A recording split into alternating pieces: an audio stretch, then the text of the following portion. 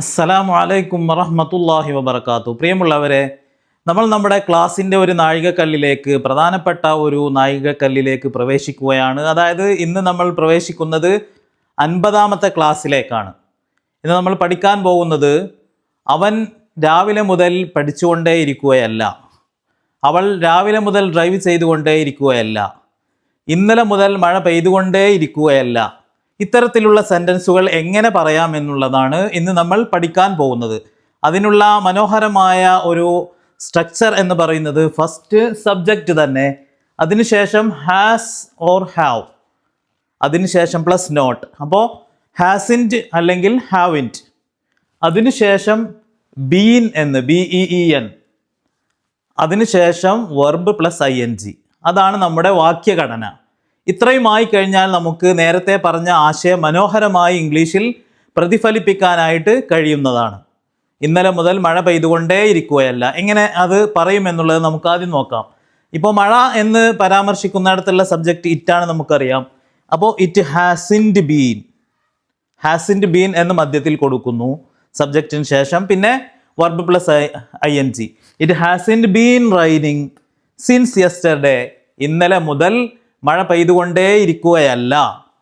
ആ ഒരാശയം നമുക്ക് കിട്ടി. ഇന്നലെ മുതൽ അവൾ പഠിച്ചുകൊണ്ടേയിരിക്കുകയല്ല എന്നാണെങ്കിലോ ഷീ, ഇവിടെ ഇറ്റ് എന്നതിന് പകരം ഷീ എന്ന് കൊടുത്താൽ മതി.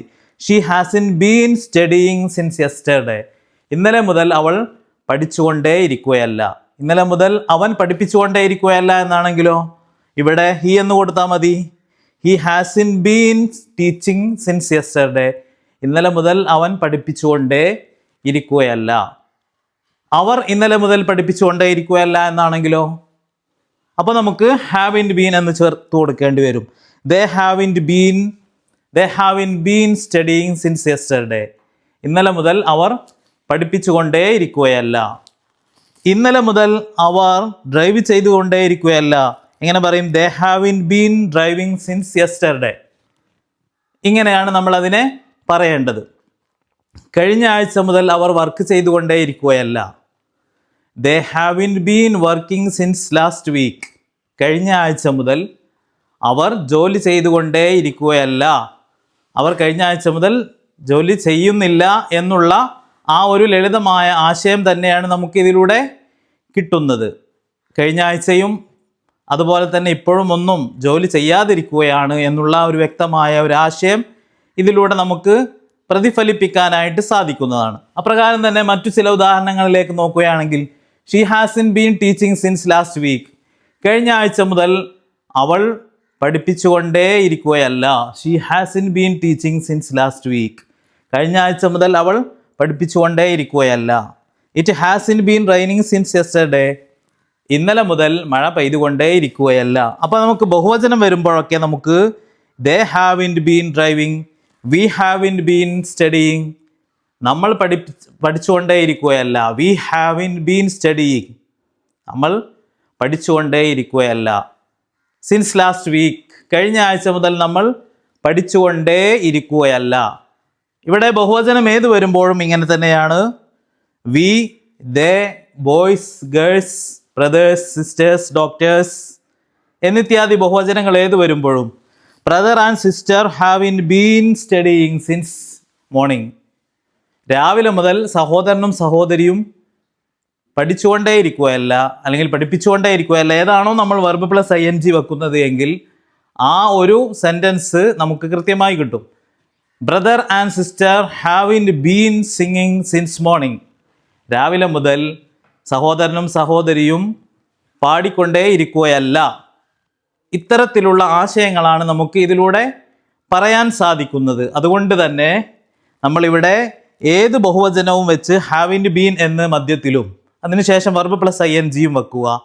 ഐ ഒഴികെയുള്ള ഏത് ഏകവചനവുമാണെങ്കിലും ഹാസിൻറ്റ് ബീൻ എന്നത് മധ്യത്തിലും വെച്ച് കഴിഞ്ഞാൽ നമുക്കിത്തരത്തിലുള്ള സെൻറ്റൻസുകളെ നിഷ്പ്രയാസം പറയാനായിട്ട് സാധിക്കുന്നതാണ്.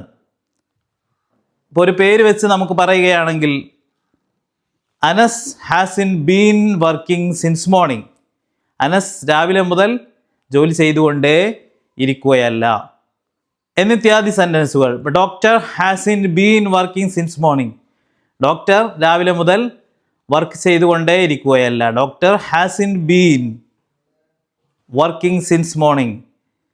ഡോക്ടർ രാവിലെ മുതൽ വർക്ക് ചെയ്തുകൊണ്ടേ ഇരിക്കുകയല്ല. ഇവിടെ ബഹുവചനമാകുമ്പോഴേക്ക് നമുക്ക് ഡോക്ടേഴ്സ് എന്ന് പറയുന്നത് ബഹുവചനമായി തീർന്നു. അപ്പം നമ്മൾ മധ്യത്തിൽ ഹാവിൻഡ് ബീൻ എന്ന് വെക്കുന്നു. അപ്പോൾ ചുരുക്കത്തിൽ ഫസ്റ്റ് സബ്ജക്റ്റ് വെക്കുക, മധ്യത്തിൽ ഹാസിൻഡ് ബീൻ എന്നോ ഹാവിൻഡ് ബീൻ എന്നോ വെക്കുക. അതോരോ സബ്ജക്റ്റിനനുസരിച്ചായിരിക്കും.